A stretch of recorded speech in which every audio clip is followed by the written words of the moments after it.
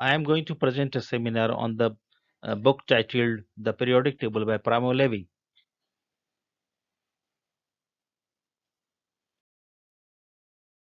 This presentation is broadly divided in following uh, content categories, that is, introduction about the book, scientific challenge, action took to succeed in life, thinking processes, and consequences. Now, the introduction. Primo Levi was an Italian Jewish scientific expert who endures Easter's Holocaust. This is my subsequent opportunity to peruse a book by him. I read his first novel, Endurance in Auschwitz, 3 stars, last year, and I feel enduration with it. So I needed to ensure that I have this book, and if not currently, this appears to be a set of three of diaries straightforwardly reviewing his encounters in the death camps. The periodic table consists of 21 stories, and each story refers to one of the 21 chemical elements. Chemistry was vital in Primo Levi's life.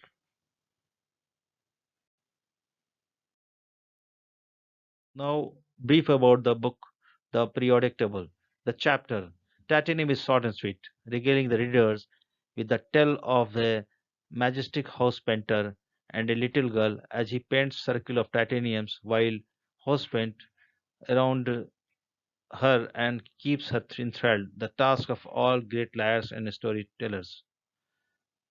This book is made out of short stories and then inspired from previously, during, and after his life in Auschwitz. Every one of those bits of delightful composing is by one way or another identified with a component or gathering of components in the occasional tables that clarify the title of the book. Scientific challenges. Nonetheless, I think the London's illustrious establishment 19 October 2006 failed to understand the situation when they casted a ballot this book onto the waitlist for the best science book at any point composed. The explanation is, in spite of direct references to chemistry and the components, this is a diary and not a science book.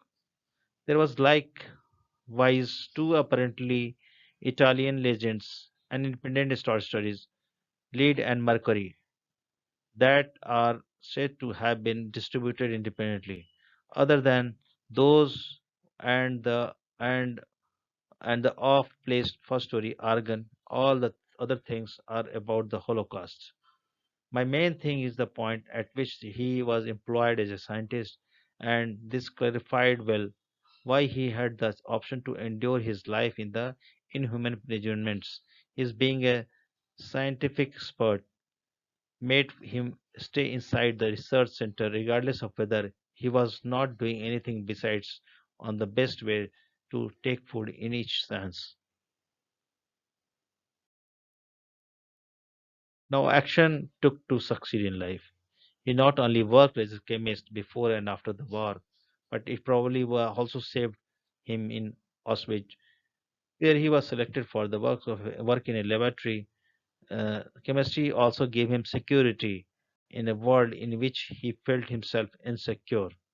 These stories give an insight in Primo Levi's life history and his work as a chemist. There are also a couple of fictional science stories. Primo Toll was a scientist, an artist, and author, a man of glowing creative mind and soul. Regardless of his constrained plunge into laziness as an Italian Jew during the Great War. This book is a journal with every part named after the component separated from the occasional table. In every section, Levy's stunningness for the catalytic force of the scientific expert radiates through. But be that as it may, he has a writer's heart instead of a scientist's sterile excatitude. The initial part, Argon, portrays how this component is considerably more typical in the environment than some other. However, we may not really mindful of it, and he relates his this related to the comic yet affectionately evoked existence of his family. who talked an uncommon vernacular of Italian Yiddish. Thinking process of the scientist. I tracked down this diverting novel. Obviously, there was unquestionably not a bit of fun while he was doing the load of stealing as one pass could mean his life.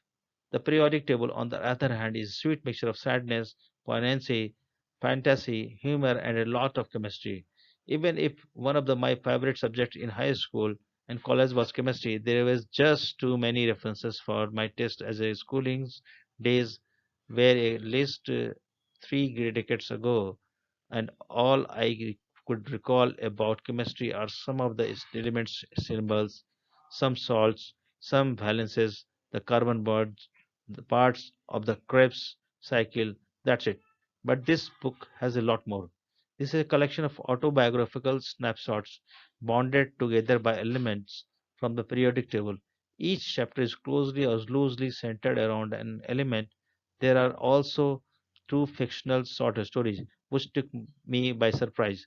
Levy, a scientist, writes fiction which is just as good as his non-fiction. In Nickel, Levy recounts his time working at a chemical plant near Turin in Mussolini's Italy. He describes a small community during wartime as he was pressurized to extract more nickel for the war effort.